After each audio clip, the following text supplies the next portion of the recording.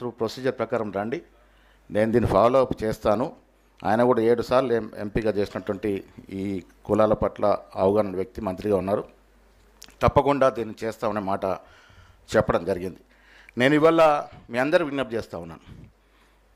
రాష్ట్ర ప్రభుత్వం తమ కర్తవ్యం భాగంగా 42% రిజర్వేషన్ బిల్లు చట్టం తీసుకొచ్చాం.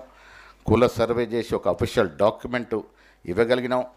కానీ సుప్రీంకోర్టు సీలింగ్ ఉన్న దృష్ట్యా ఇది 9th షెడ్యూల్లో, తమిళనాడు తరాలో 9th షెడ్యూల్లో చేరిస్తే తప్ప మనం 50% రిజర్వేషన్ అధిగమించలేమనేది ఒక లీగల్ హడ్డిల్ ఉంది.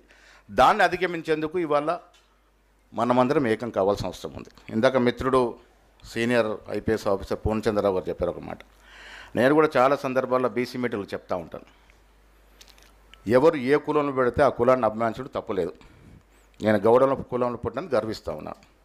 కానీ ఇవాళ పరిస్థితి ఏంటంటే కొద్ది సంవత్సరాల పాటు మన కులాన్ని పక్కన పెట్టాల్సిన అవసరం ఉన్నది. కులాలు కాదు, మేమంతా బీసీలము, మా సంఖ్య ఎంత ఉంది అంటేనే మనం ముందుకు పోతాం. ఇప్పుడు ఏమైపోతుంది రాష్ట్రంలో, మా అన్న ఈటలందరూ మేము ముదిరాజులం అని చెప్తాడు, ఇంత సంఖ్య ఉందని చెప్తారు. నేను గౌడ్లు ఇంత సంఖ్య ఉందని చెప్తా ఉన్నాను, కాపులు ఇంత సంఖ్య, పద్మశ్రీ. ఈ సంఖ్య పోట్లాటలో ఎక్కడికక్కడ చితికిలబడిపోతా ఉన్నాం. ఇది వాస్తవం. కులాల పేరిట ముందుకు పోతే కులాలుగానే మిగిలిపోతాము. అగ్రవర్ణాలు ఏమంటా ఉన్నారు, ఈ కులాలు ఎప్పుడు ఏకం కావు, ఒకరికొకరికి సొగసది, ఒకరికొకరు గిట్టది, వీళ్ళు ఏకం కారగడు, మాకేం బాధ లేదు, మాకేం నొప్పి లేదన్న దాంట్లో ఉన్నారు. మనం ఏకమైతే తప్ప మన హక్కులు మనకు రావు. ఇది వాస్తవం. ఏకంగా ఉన్నప్పుడు ఎంత ఉన్నాం మనం ఈ రాష్ట్రంలో? ఇదే రాష్ట్రంలో చూసుకుంటే ముస్లింలు పక్కన పెడితే దాదాపు 46-47% ఉంటాం. అవునా శ్రీనివాస్ గౌడ్ గారు? 47% ఉంటాం. డివైడ్ అయితే ఎంత ఉంటాము? 2, 3, 5, 6% పడిపోతాం. ఇది కాదు. కులాభిమానం ఉండాల్సిందే. కులాలు లేనిది దేశం లేదు. ఈ దేశం అంతా కూడా కులాలతోనే నిర్మితమైనటువంటి దేశం ఇది. ప్రతి రాష్ట్రంలో కులాలు ఉన్నాయి. కానీ ఇవాళ పరిస్థితి ఏంటంటే కులాన్ని ఒక పక్కన ఉంచుతూ, కులాభిమానం ఉంచుకోండి, కులాన్ని ఒక పంక్షన్ ఉంచు, మేమంతా ఓబీసలము, మేమింత సంఖ్య ఉన్నాము, మా వాటా మాకు రావాల్సిందే అని అడిగితే తప్ప మనకు వచ్చే పరిస్థితి లేదు. పార్టీలు కూడా పక్కన పెడదాం. రాజేంద్ర అన్న వీళ్ళకి చెప్తా ఉన్నాను, నేను పీసీసీ అధ్యక్షుడికి చెప్తా ఉన్నాను. తెలంగాణ ఉద్యమంలో ఏ రకంగా అయితే కులాలు, మతాలు, ప్రాంతాల భిన్నంగా ఏకమే పోరాడినాము, ఇవాళ పార్టీలు ఎవరి పార్టీ వారికి ఉంటుంది, ఎవరి సిద్ధాంతం వారికి ఉంటుంది. అవసరం వచ్చుకున్నప్పుడు విమర్శించుకుంటాం, సమర్థించుకుంటాం. కానీ బీసీల విషయానికి వచ్చినప్పుడు పార్టీలకు అతీతం మనం ఏకం కాకుంటే మన వాటా మనకు రాదు. ఇవాళ ఏకం కావాల్సిన అవసరం కూడా ఉంది. ఇలా మా పార్టీలో చాలా సందర్భాల్లో ఓబీసీల విషయానికి వచ్చినప్పుడు గట్టిగా పోరాడుతూ ఉన్నాం. ఎందుకు పోరాడుతూ ఉన్నాం? మాకు దమ్ము ధైర్యం రాహుల్ గాంధీ బాటంగా ఈ కాజ్కి సపోర్ట్ చేస్తూ ఉన్నారు.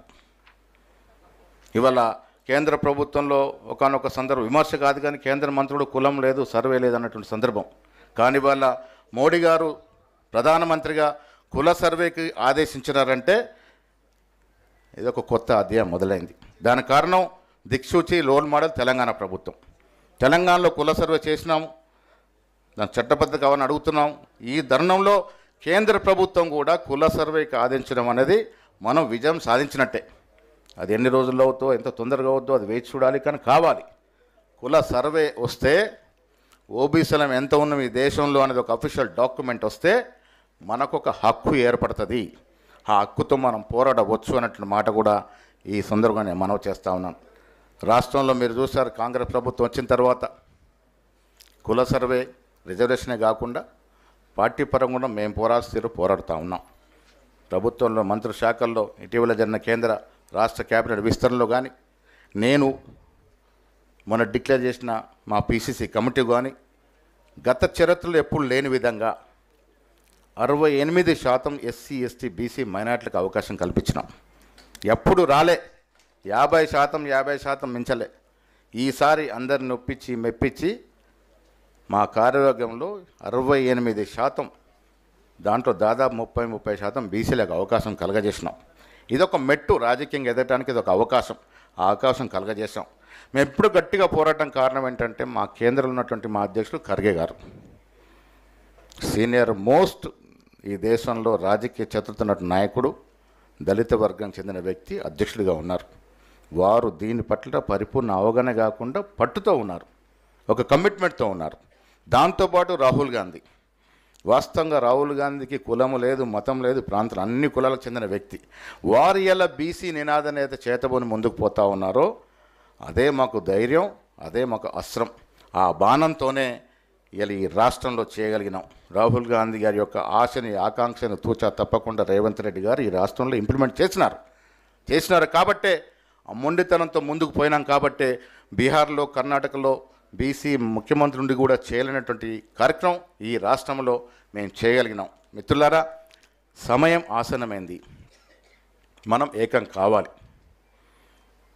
రాజకీయంగా ఈ పదవులు కాదు, ఈ రాష్ట్రంలో కూడా ముఖ్యమైన పదవి బీసీలకు రావాలి.